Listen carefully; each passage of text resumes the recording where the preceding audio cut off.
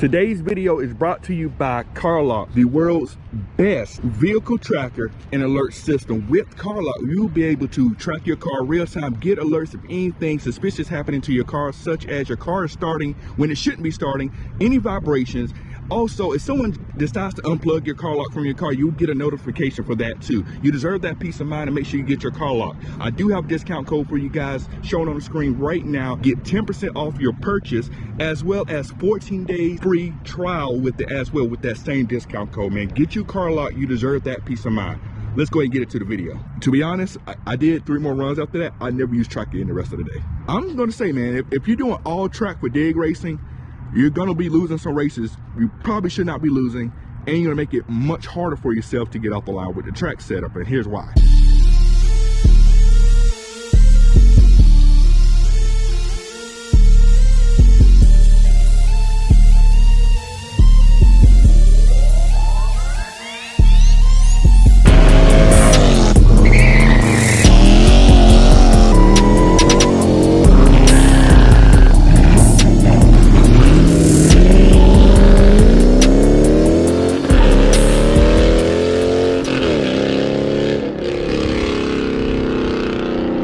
YouTube family, what is going on? Welcome back to this video. Welcome back to the channel. Thank everyone so much for tuning in to this video. If you are new here, do me a huge favor, make sure you subscribe to the channel and lock it in for the long haul. We do a lot of car related things on this channel, and we want you around to see all what we got going on. Make sure you hit the subscribe button, lock it in. If you already done that, I want to appreciate everyone for doing that, but we're not going to hold you too long.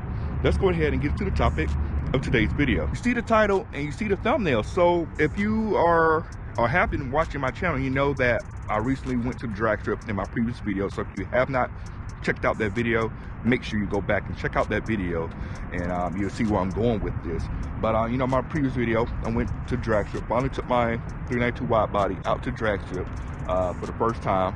Not my first time at a drag strip. I've been there a few times before. Well, not that particular place, but I've been on a strip a few times, so I'm not unfamiliar with the territory. So with taking my car to the drag strip, I had a couple of goals, a couple of things I wanted to do with the car there, and this is something I encourage everyone to do if you're trying to, you know, learn your car and figure out, you know, how to actually drive it. So I went to the drag strip. I wanted to see, you know, getting used to driving the automatic down the drag strip. I know it sounds crazy.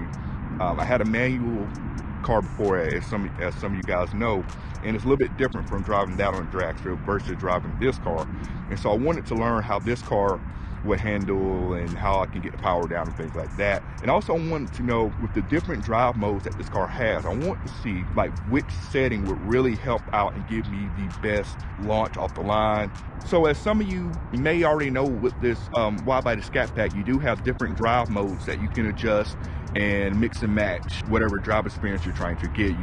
You can adjust the transmission, you can adjust the traction, you can adjust steering, you can adjust the suspension. All of that can be adjusted to whatever you're liking, right? And of course, you can do custom modes where you can mix and match certain settings to get the feel that you're looking for. Now, in my last video, I did say I was going to test out a couple of different settings. I wanted to see actually between those two settings, which one would give me the best performance while at the track.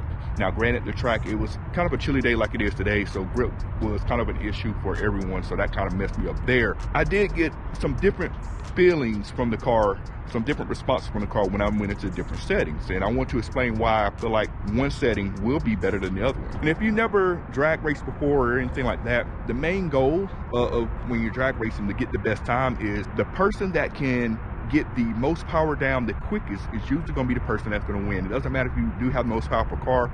If you can't get that power down, it doesn't matter. Someone who has maybe less power than you, and they get their power down better and more efficiently, they're going to end up having better time. So here are the two settings that I tested against each other. So the different settings that I use for the track. So my first setting that I tested was putting everything in track. So putting transmission in track, putting the steering in track, putting the suspension in track, traction control in track. So pretty much, just to give you a rundown what that does for the car, transmission in track, meaning that the car's gonna stay in gear longer before it shifts. Putting the steering in track, which really won't affect times at all, pretty much. It just how stiff the steering is if it's in track. that means the steering's gonna feel, the car's gonna feel heavier in the steering. To me, I like that feeling personally. Putting the traction control in track, meaning that the computer isn't going to help mitigate wheel spin. So if you got wheel spin, the computer's not going to kick in to help stop the wheel spin, right?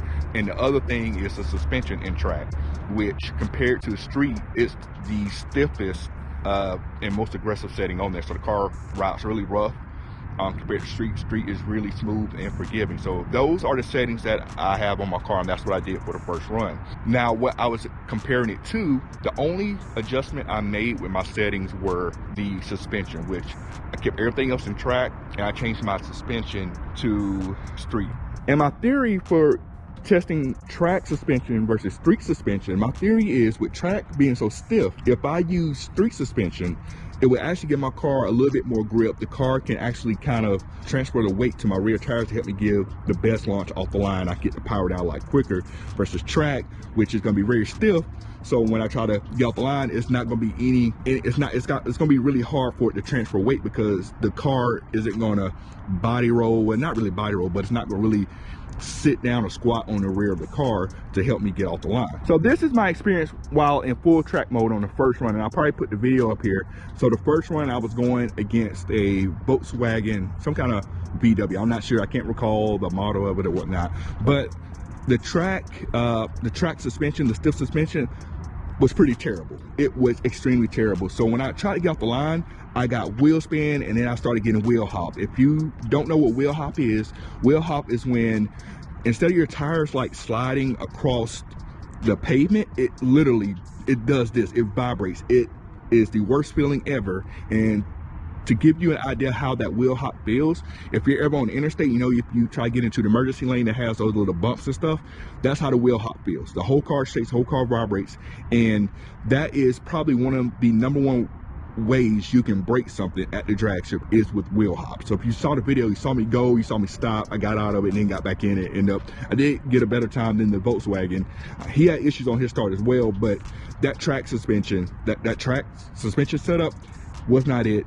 Was completely unforgiving, and to be honest, I did 3 more runs after that. I never used track again the rest of the day. So for the rest of the runs that day, I actually used only STRIIP suspension. Now, STRIIP suspension, like I said before, it's gonna be much softer, more comfortable. Granted, you'll need comfort at the drag strip, but for what we needed the car to do, that STRIIP suspension seemed to work really well. Now, all day, if I recall correctly, my 60-foot times, which is pretty much, I forgot, is 60 foot after you start, it was consistently around a 2.2. Granted, that's not pretty good. It's okay, but not, it could be better.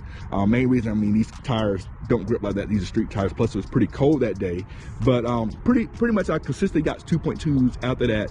After I went to the STRIIP setup. Now, the STRIIP setup here allowed the car to launch off the line better. It allowed it to squat better. And granted, it not gonna squat a lot. You can get some better springs to cause your car to do that. Some demon killer springs, which are made for drag racing.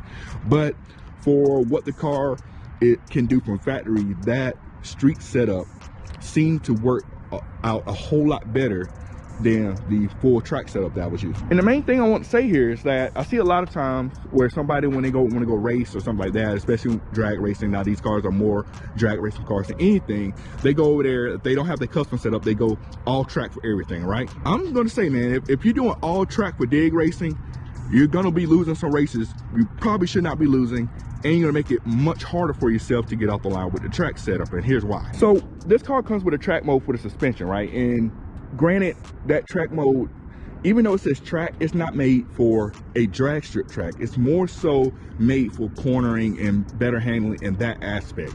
Now, if you do drag racing and you do kind of autocross and things like that, you know that you pretty much need 2 different suspension setups to get the best performance out of those different disciplines, right? And this is really a telltale sign of how you know that the track setup is not really made for drag racing. Cars like the 1320 Challenger, even the Super B that's coming out, the Demon and the Superstar, both of those cars have a track setup, but they also have a drag racing suspension setup as well that allow it to squat and get better traction off the line. If you've never seen those cars in person, when any of those cars hit the gas, you can see how the front end lifts up a good bit. These cars like this don't do it as much, but those super stocks, the Demons, the 1320s. If you look at any video of those cars, you can see how much that front end lifts up and transfers that weight. So that are my thoughts on using full track mode for this car when you're doing a dig race or running at the drag strip or what have you.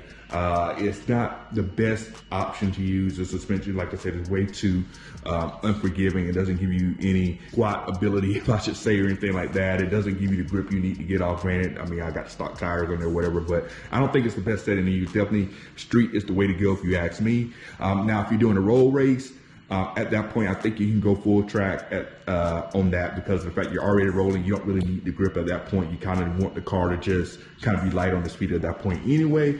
But if you're racing from a dead race or a dead stop, definitely the street is the way to go as far as that setting is concerned. Now, as far as traction, personally, I do the track settings for traction. I'd rather be the one controlling the power getting down versus the computer cutting me back. And I feel like I can use and modulate the power pretty well to minimize spinning and things like that. Now, I know some people may go a different direction when it comes to the traction setting on that, but I just go full track and I just rather control that myself. But I am interested to hear your thoughts as to what settings do you use at the track. Maybe I need to try something different. Maybe I don't have the best setting, but I know in my experience, I feel like the street setting for suspension is the way to go. But let me hear what you guys are using if you are at the track, at the drag strip more specifically, and maybe something else that I would try out when I go out to the track the next time. As always, thank you everyone for tuning into the video. Make sure you subscribe to the channel, and we'll watch around for the long haul. We do a lot of car related stuff on the channel, so make sure you hit that subscribe button. We're going to catch you on the next video.